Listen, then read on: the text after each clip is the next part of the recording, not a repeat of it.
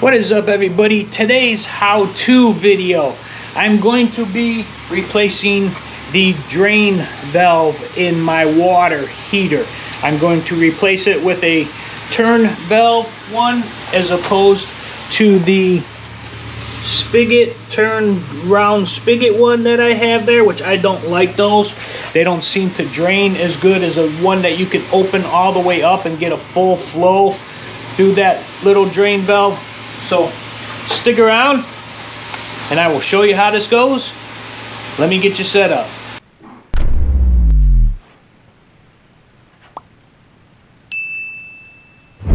Alright guys, so the first thing you're going to want to do, if you have an electric water heater, you're going to want to turn the electric off to the water heater. If you have a gas water heater, you're going to need to turn the gas off and make sure it goes all the way off. Don't put it to pilot, turn it all the way off. Next thing you're going to want to do is you're going to want to hook a hose up to the current drain valve that is there.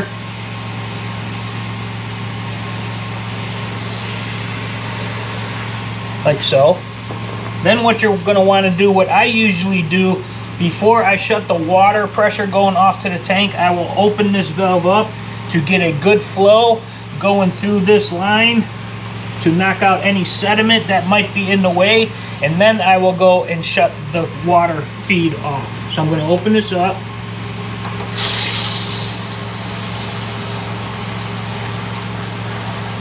All the way.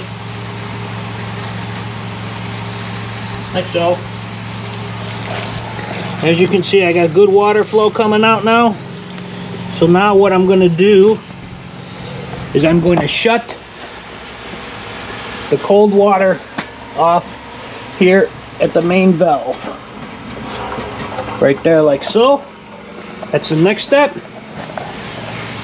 Now what you want to do is you want to go in the house, preferably to a sink that is halfway through the house or further, and turn on the hot water. And as you can see, I got nothing coming out. That will open the system up to let air in, to let it help it drain a little bit better.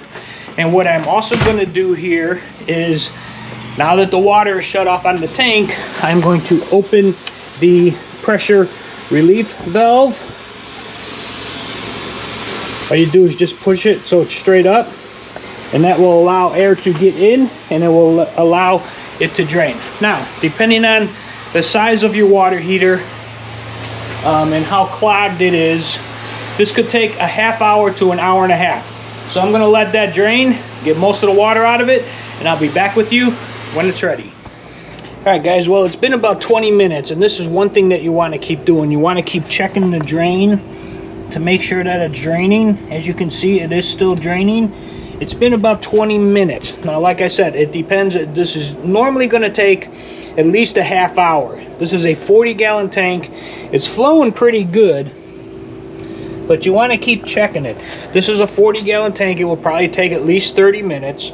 The bigger the tank you have, the more sediment you have at the bottom that it's got to flow through, it's going to take longer. So what you want to do, keep checking it, make sure it keeps flowing, and then once it starts trickling and gets done, I'll be back with you then to show you the next step. Alright guys, well, it took about 45 minutes for this thing to drain. It is all done. There's a little bit of water left there. But what I'm going to do is I'm going to take the hose off here.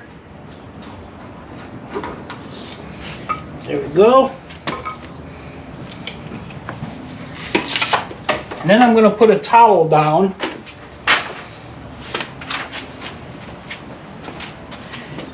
Just in case any more water comes out. Once I remove the spigot there, the towel will catch it.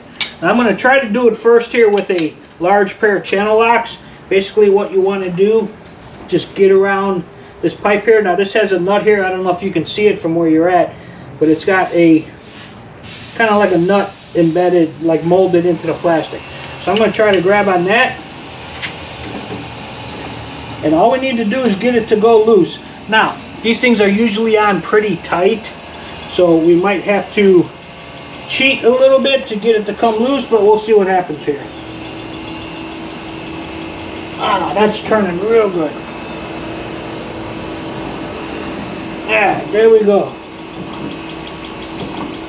And you just keep going until it comes out.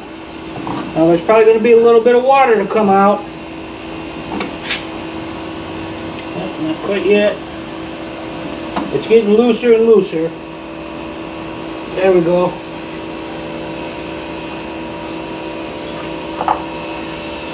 There we go. It's out. That's the old one. Alright, hang on. I'll get the new one and we'll show you what to do. Alright guys, now what I'm doing here is I'm feeling the threads, and you can see there's some stuff coming out on there, and I can feel that there's sediment at the bottom of the tank, which there always is going to be. There's nothing you can do about it, but you want to try to get the threads clean as possible. Run your finger around it. You can feel the stuff on there.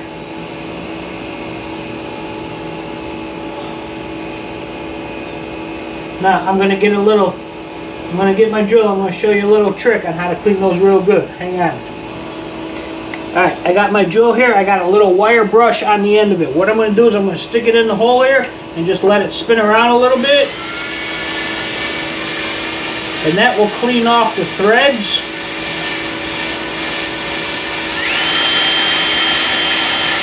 So you get a good tight seal around there. And see, now you can feel, now there's no little crumbs or anything around there right now. So let me get the valve and we'll go from there. Okay, well here's the valve, okay? Now, you're going to be turning it in this way to tighten it, which means you want to wrap this Teflon tape the other way, so that when you're turning it in, it's going with the flow of the tape. Because if you put it on the other way, as you turn it in, it's going to rip that tape up and it's not going to create a good seal. So basically what you want to do is, the way you're looking at it, like this, if you're looking at it like this, you want to go clockwise around the threads.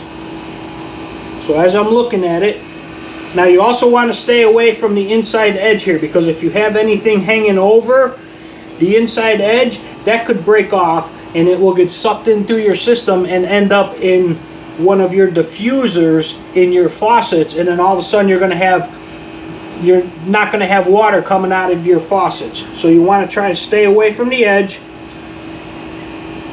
and basically you're just going to want to go around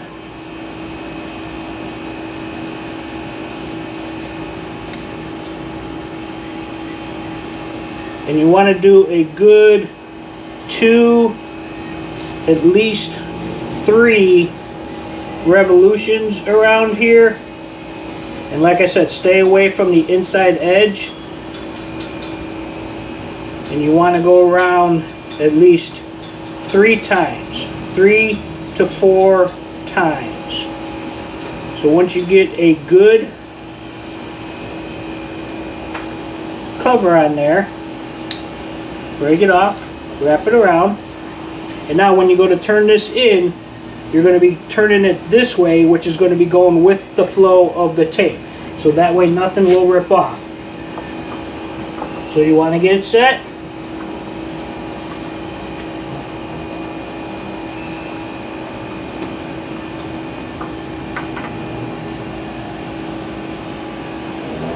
There you go, you get it going. And then you want to turn it till it's about hand tight.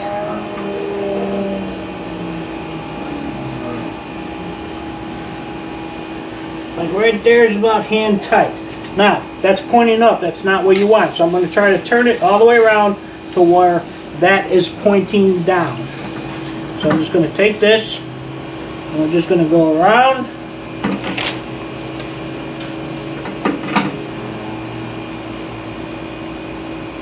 Like so. Now that's pointing down. That's on there nice and tight. And there you go. It is now installed. So hang on tight, and I'll show you how to refill the tank and make sure everything is right. Make sure this valve is shut off first. That's the first thing you want to do. So that is off. So we're good there. All right, guys, now that that valve is installed, the next thing you want to do, very important, close the pressure relief valve. You want to make sure that's closed. Now, inside the house, I still have the faucet open, which is good. You want that because you want the air to be pushed out of the tank. You need it someplace to go, and you want to put it at the far end of the house from where the water heater is. So right now, I just closed that. That valve is closed. I'm going to turn the water back on.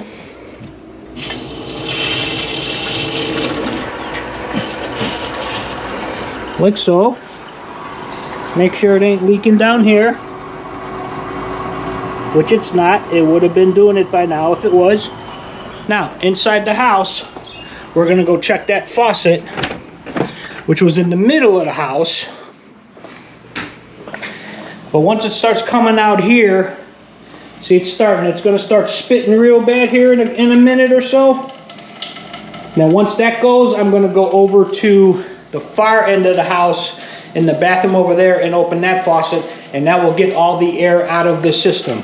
So let's sit here and wait and see how long it takes to get here to the kitchen.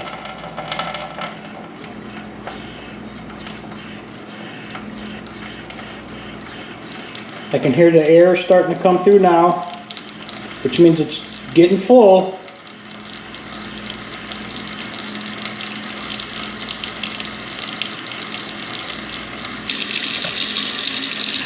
Okay, that's coming out pretty good now, so I'm going to shut this off, and I'm going to go to the far end of the house, the bathroom on the far end of the house, and turn that faucet on. Alright guys, I'm in my master bathroom here, which is on the far end of the house. I am in the middle of remodeling it, as you see, but I'm going to turn on this hot faucet here.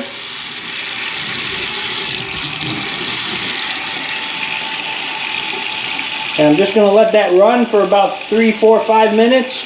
Let the air all come out of it, and we should be good. Alright guys, well this has been running for about 4 minutes, 5 minutes or so. Got a good flow of water. That means that all the air is now out of the system. So that means that everything is fully charged up. There's pressure in the lines right now. So what I'm going to do is do one final check on that new valve just to make sure it is not leaking, which it should not be. So let's see here. Yep, it is not leaking. Okay guys, so there you go. One last step. Now that that system is fully charged up, we're going to go back to the electric panel here. I'm going to flip the water heater back on. If you have a gas water heater, you can now go ahead and light the pilot. And then once that's lit, you can turn it on to have it start heating back up. And that's it guys. That's how you replace a water heater drain valve. If you like this video, please give me a thumbs up. Subscribe to my channel for more how-to videos. Check out the rest of the stuff on my channel. I'm remodeling my bathroom there. You can check out my progress on that if you want to do that right now. But that's it guys. That's how you replace a water heater drain valve. Thank you guys. Subscribe, and I will see you next time. Thanks guys.